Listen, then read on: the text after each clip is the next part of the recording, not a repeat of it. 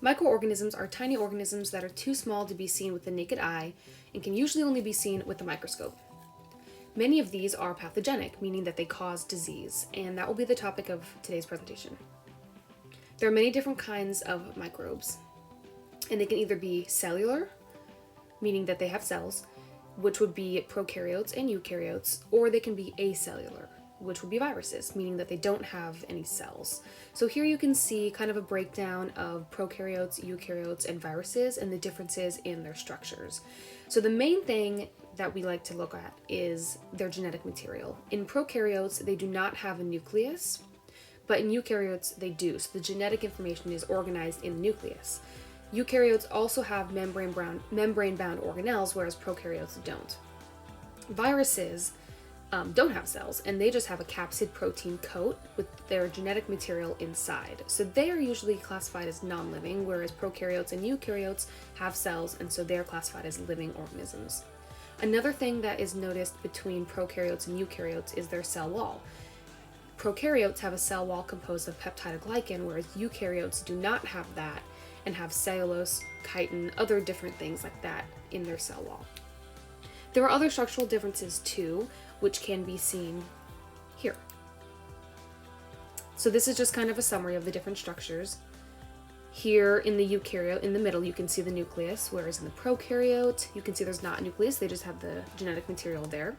And in the virus, you can see, again, no nucleus, just kind of a capsid coat and a bunch of genetic material within. So let's look at the first microbe. So this is Borrelia burgdorferi. This is a prokaryotic bacteria.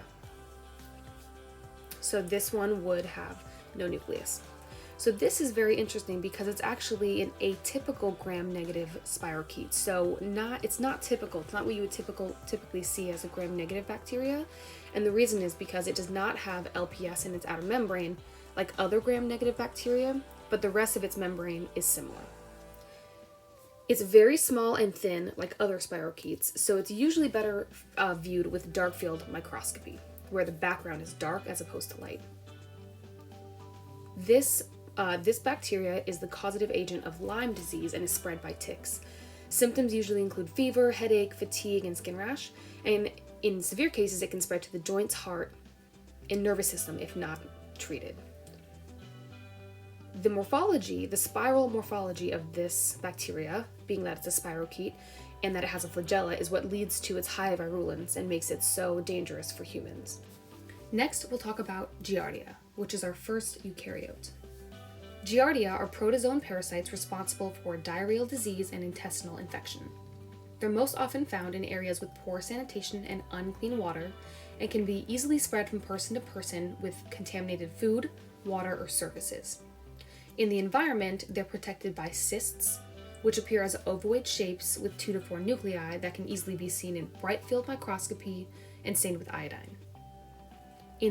Once ingested by the host, however, they become trophozoites, which is the active, feeding, multiplying stage of this eukaryote.